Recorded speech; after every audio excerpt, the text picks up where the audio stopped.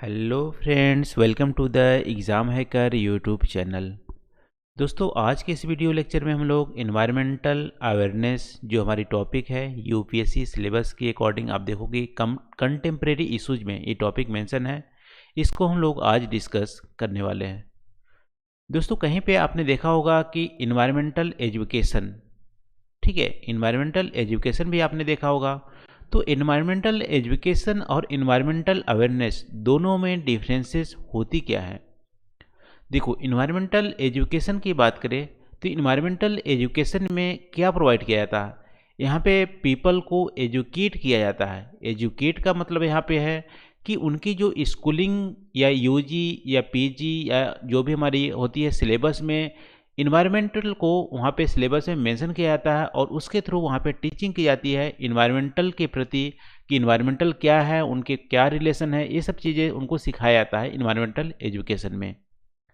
तो environmental education से ही हमारी इन्वायरमेंटल अवेयरनेस आती है। तो इन्वायरमेंटल एजुकेशन एक टूल की तरह काम करता है जिससे कि पीपल को अवेयर किया जाता है। ठीक है, तो ये हमारी थोड़ा सा डिफरेंसेस हो गया। दोनों ही लगभग में सेम है। इन्वायरमेंटल अवेयरनेस फैलाने के लिए इन्वायरमेंटल एजुकेशन दी जाती है।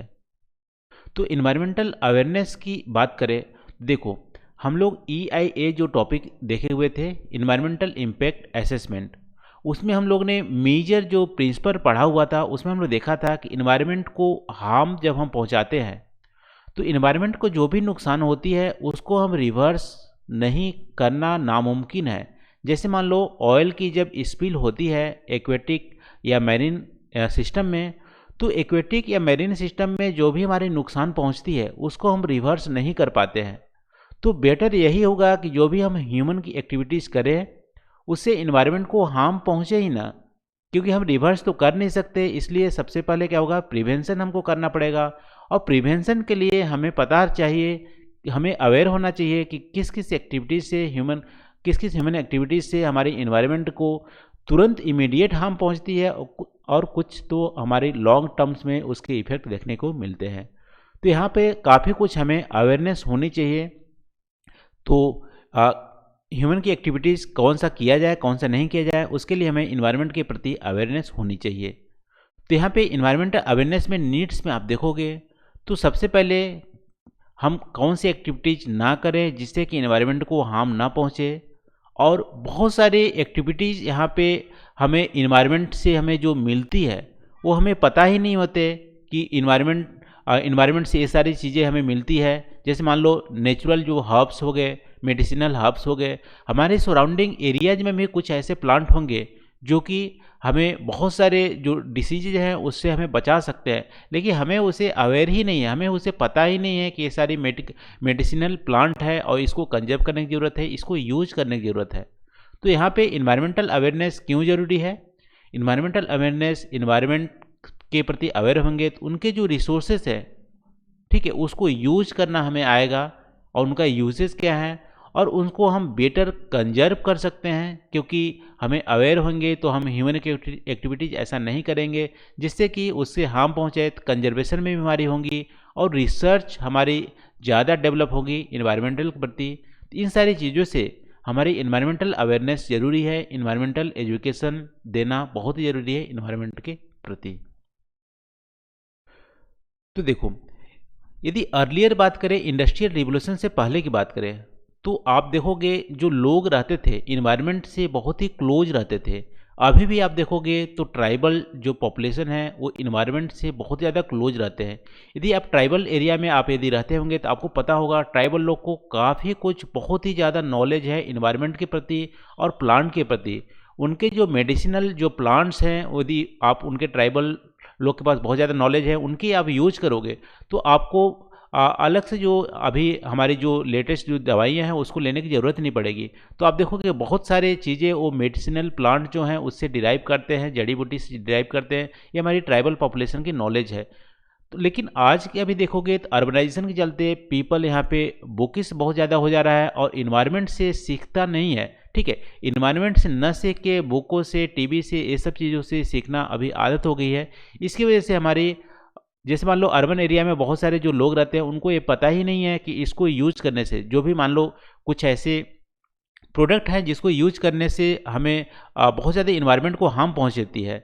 जैसे मान लो उस प्रोडक्ट को यूज करोगे, प्रोडक्ट को बनाने में इन्वायरमेंट को बहुत ज़्यादा एक्सप्लॉइट किया गया है, तो बेटर यही होगा उस प्रोडक्ट को हम अवॉइड करें, यूज ही ना करें, जिससे कि वो प्रोडक्ट बने ही नहीं और इन्वायरमेंट को हार्म नहीं पहुँचे। तो यहाँ पे अनसस्टेनेबिलिटी जो प्रैक्टिस है वो इंक्रीज हो रही है अर्बनाइजेशन से और इन्वायरमेंटल अवेयरनेस ना होने से। इन सब चीज़ों को हमें रोकने के लिए इन्वायरमेंट के प्रति अवेयरनेस होनी चाहिए, पीपल को भी, स्टूडेंट को भी और यहाँ पे इंडस्ट्रियल जो है उसको भी, जिससे कि इन्वायरमेंट को हार्म ना पहुँचे और सस्टेनेबल प्रैक्टिस को हम बढ़ावा दे सके। देखो, तो इन्वायरमेंटल एजुकेशन में हमें क्या प्रोवाइड करेंगे, हम अवेयर कराएंगे कि हमारी ह्यूमन और इन्वायरमेंट के बीच में क्या रिलेशन है, दोनों में म्यूचुअल बॉन्डिंग है, दोनों का होना बहुत ही ज़रूरी है, ये सब चीज़ें अवेयर कराएंगे। और बायोटिक एबायोटिक जो रिसोर्सेज है, बायोटिक में जैसे हमारी फॉरेस्ट हो गए, बहुत सारे एनिमल्स हो गए, एबायोटिक में जैसे हमारी सॉइल्स हो गए, मिनरल्स हो गए, ये सब चीज़ें के रिसोर्सेज के बारे में अवेयर हमें फैलाने की ज़रूरत है। और यहाँ पे usability of resources, sustainably use of resources और कंजर्वेशन एंड प्रोटेक्शन और ओवरऑल पॉजिटिव एटीट्यूड इन्वायरमेंट के प्रति लाने के लिए हमारी इन्वायरमेंटल एजुकेशन देना बहुत ज़रूरी है, या इन्वायरमेंट के प्रति अवेयर करना ज़रूरी है। तो अभी हम लोग देखें दोस्तों नीट क्या है। अब हम लोग देख लेते हैं इन्वायरमेंटल एजुकेशन की या इन्वायरमेंटल अवेयरनेस की एवोल्यूशन कैसे हुआ। तो जैसे ही आप देखोगे 1970 से पहले इन्वायरमेंट से के प्रति बहुत ज़्यादा ध्यान नहीं दिया जाता था, लेकिन आप देखोगे 1968 में पॉपुलेशन बम जो रिपोर्ट आई थी और 1972 में आप देखोगे लिमिट टू ग्रोथ जो रिपोर्ट आई थी, उसके वजह से इन्वायरमेंट के प्रति लोगों का जागरूकता बढ़ी और यहाँ पे कंजर्वेशन के लिए बहुत सारे स्टेप्स उठाए गए। तो 1970 में आप देखोगे IUCN, सबसे स्टार्टिंग में IUCN international union for conservation of nature ने फॉर्मलाइज किया था इन्वायरमेंटल एजुकेशन को। यानी सबसे पहले IUCN ने बात की थी इन्वायरमेंटल एजुकेशन यहाँ पे प्रोवाइड करनी चाहिए और इसको फॉर्मलाइज किया था। फिर आप देखोगे ग्लोबल लेवल पे 1977 में यहाँ पे टिब्लिस डिक्लेरेशन, यदि आपसे यूपीएससी में प्रीलिम्स से पूछ लिया जाए टिब्लिस डिक्लेरेशन किससे रिलेटेड है, तो इन्वायरमेंटल एजुकेशन से रिलेटेड है यहाँ पे। तो 1977 में टिब्लिस डिक्लेरेशन ने इन्वायरमेंटल एजुकेशन को यहाँ पे मेजर ऑब्जेक्टिव बताया था और इस ऑब्जेक्टिव में इन्वायरमेंट के प्रति अवेयरनेस फैलाना, इन्वायरमेंट के प्रति नॉलेज गेन करना, इन्वायरमेंट के प्रति पॉजिटिव एटीट्यूड लाना और स्किल लाना और लोगों का पार्टिसिपेशन करना, ये सब चीज़ों पे ज़्यादा ध्यान देने की ज़रूरत पड़ी कि इन्वायरमेंटल एजुकेशन में हमें क्या क्या पढ़ानी चाहिए, अवेयरनेस करनी चाहिए, नॉलेज क्रिएट करनी चाहिए, एटीट्यूड पॉजिटिव लानी चाहिए इन्वायरमेंट के प्रति, स्किल जनरेट करनी चाहिए और लोगों का पार्टिसिपेशन होना चाहिए इन्वायरमेंट को कंजर्व करने के लिए और प्रमोट करने के लिए। तो हमारी टिब्लिस डिक्लेरेशन में ये हमारी चीज़ें आई थी।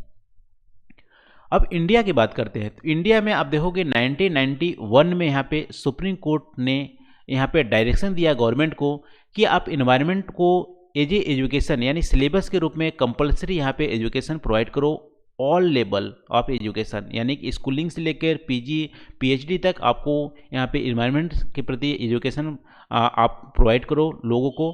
तो गवर्नमेंट ने यहाँ पे आप देखोगे 2004-05 के बाद यहाँ पे कंपलसरी आप स्कूलिंग लेवल पे जो सिलेबस में वहाँ पे आपको इन्वायरमेंट के जो सिलेबस है आपको देखने को मिलेंगे।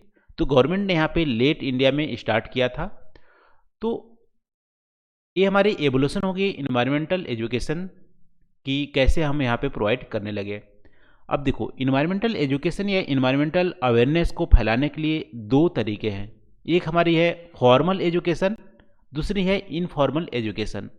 फॉर्मल एजुकेशन में जैसे स्कूलिंग में आपकी सिलेबस दे दी जाएगी, जैसे एनसीईआरटी में दी जाएगी और यूजी पीजी जो भी है वहाँ पे पढ़ाई जाएंगी, वहाँ पे सिलेबस मेंशन किए जाएंगे इन्वायरमेंट के प्रति, ह्यूमन और इन्वायरमेंट में क्या रिलेशन है, इन्वायरमेंट में कौन कौन से रिसोर्सेज हैं, सब कुछ यहाँ पे। जैसे एनसीईआरटी में आप देखोगे जो भी हम लोग पढ़े हैं अभी इन्वायरमेंट के प्रति, वो सब चीज़ें फॉर्मल एजुकेशन में आती है। इनफॉर्मल एजुकेशन में आप देखोगे तो सिलेबस मेंशन नहीं होगा, लेकिन यहाँ पे टीवी पे प्रचार किए जाएंगे, बहुत सारे प्रोग्राम किए जाएंगे, स्टोरीज बनाए जाएंगे, मूवीज़ बनाई जाएंगे, ठीक है, कि इन्वायरमेंट के प्रति आपको जागरूक किया जाएगा। यहाँ पे साइन बोर्ड भी लगाए जाएंगे, मान लो कहीं पे आप जाते हो तो वहाँ पे इन्वायरमेंट के अवेयर करने के लिए साइन बोर्ड लगाए जाएंगे और यहाँ पे न्यूज़पेपर में आपको देखने मिलेंगे और बहुत सारे यहाँ पे मान लो मैसेज आएंगे मोबाइल पे। ये सब चीज़ें आपको इनफॉर्मल एजुकेशन में प्रोवाइड किए जाएंगे, ये भी हमारी इन्वायरमेंट को अवेयर हमारे पहुँचाते हैं। तो ये रहा दोस्तों हमारी इन्वायरमेंटल अवेयरनेस के बारे में। तो आज के इस वीडियो में हम लोग देखें इन्वायरमेंटल अवेयरनेस के दो तरीके होते हैं, formal education, informal education. Evolution में देखिए कि हमारे 1970 में सबसे पहले IUCN ने फॉर्मुलाइज किया था इन्वायरमेंटल एजुकेशन के बारे में। फिर 1977 में टिब्लिस डिक्लेरेशन हुआ था। 1991 में सुप्रीम कोर्ट ने डायरेक्ट किया था। इसके बेसिस पे 2004-5 में गवर्नमेंट ने यहाँ पे फॉर्मल इन्वायरमेंटल एजुकेशन इंडिया में प्रोवाइड करना स्टार्ट किया। और इन्वायरमेंटल अवेयरनेस क्यों ज़रूरी है, ये काफ़ी कुछ हम लोग आज के इस वीडियो में डिस्कस किए। तो आज के लिए बस इतना ही दोस्तों। Thank you for watching. मिलते हैं अगले वीडियो में नए टॉपिक साथ। Thank you.